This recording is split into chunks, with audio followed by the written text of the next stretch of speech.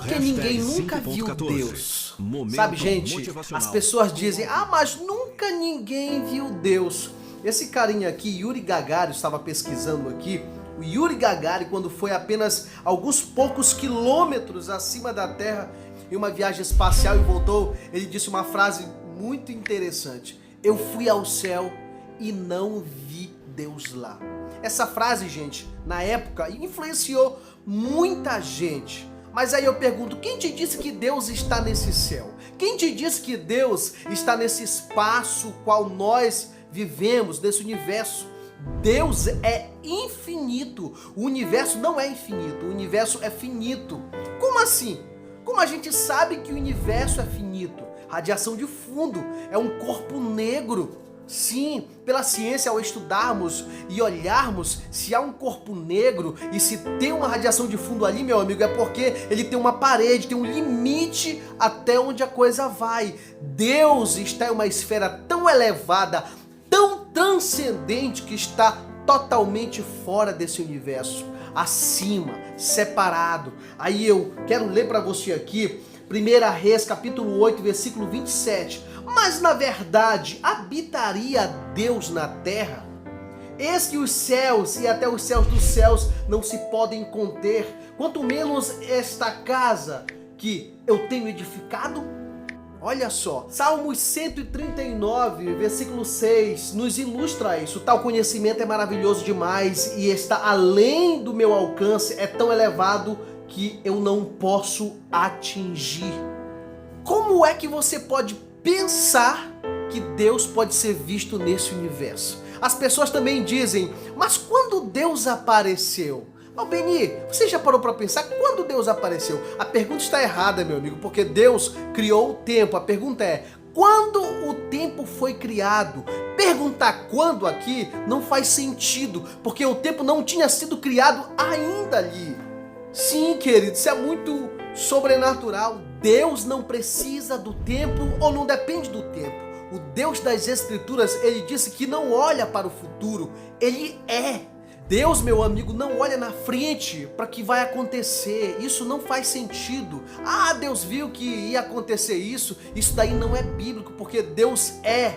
Ele é, não será. Ele não foi, ele é. Êxodo capítulo 13, versículo 13 e 14 vai dizer aqui assim: então disse Moisés a Deus, eis que quando eu for aos filhos de Israel e lhes disser, o Deus dos vossos pais me enviou a vós, e eles me perguntarem qual é o seu nome, o que lhes direi? Aí Deus responde a Moisés, eu sou o que sou. Disse mais, assim dirás aos olhos de Israel, o eu sou me enviou a vós. Esse é o Deus das Escrituras. Se você crê em um Deus que foi ou em um Deus que será, não é o Deus da Bíblia, porque ele faz o fim desde o começo, porque o Deus da Bíblia, ele diz que ele é. Deus não criou o mundo, o universo, olhando lá no futuro. Não, ele já estava no futuro. Ele é, meu amigo.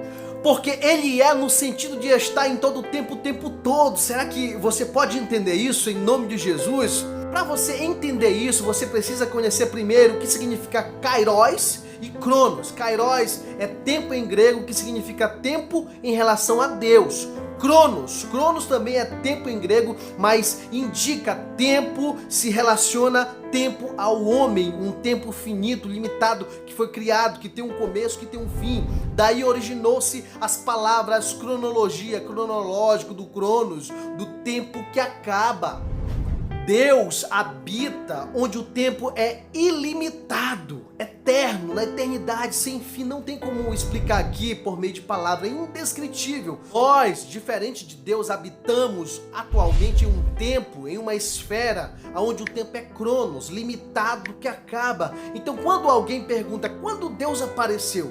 Quando Deus apareceu? Aqui é Gênesis 1, capítulo 1. No princípio Deus criou os céus e a terra. Deus já era, já existia antes do princípio, antes do tempo, antes da criação desse universo. Do contrário, ele não poderia ter criado no princípio, ou seja, ele criou no princípio, Deus criou o tempo, Cronos, e esse tempo finito tem um começo, como eu estou dizendo, e tem um fim.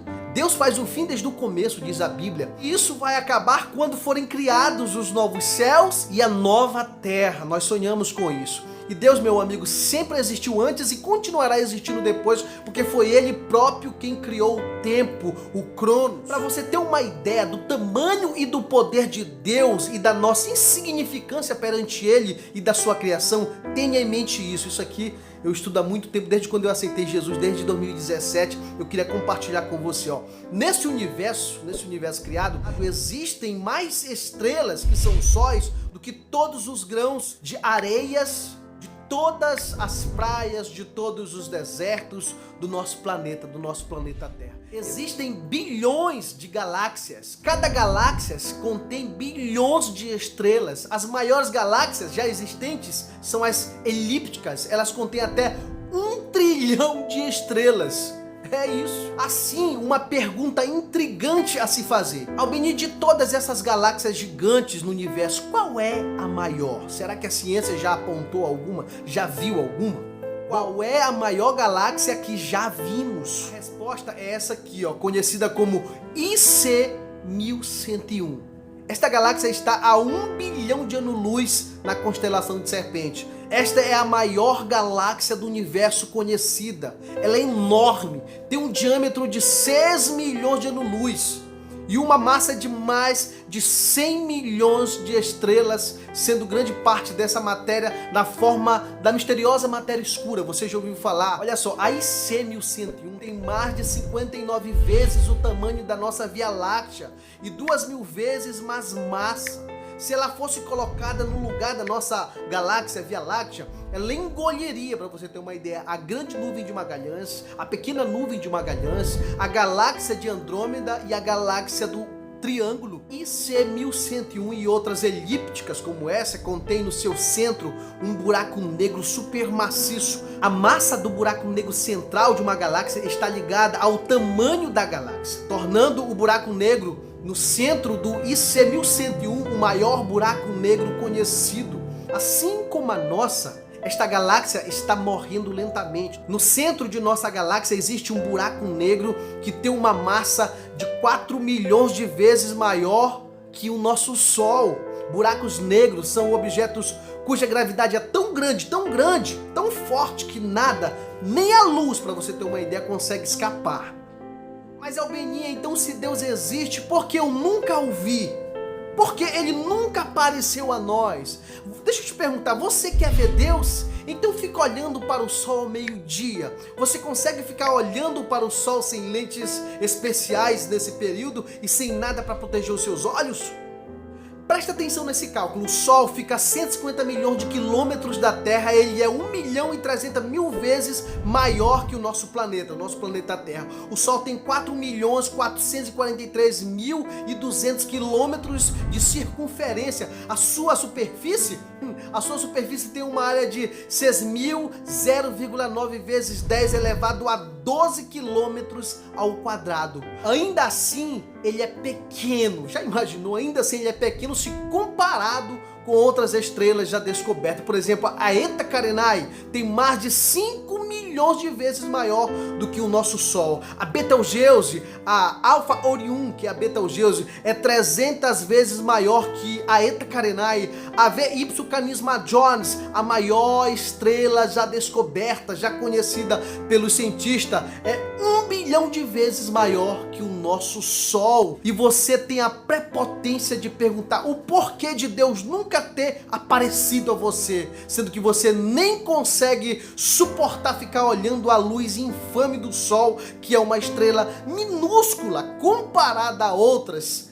Isso é muito louco, isso aqui é muito sobrenatural. E você quer ver quem criou todas elas? Eu tenho uma resposta para você: um Deus infinitamente superior, maior e mais reluzente em brilho, em pureza, em radiação e fluxo de pureza e poder, em glória. Você não consegue olhar para o que Deus criou e acha que pode olhar para quem criou? Se Deus chegar perto do planeta, se Deus chegar perto do planeta Terra, Ele o destrói só com a sua presença.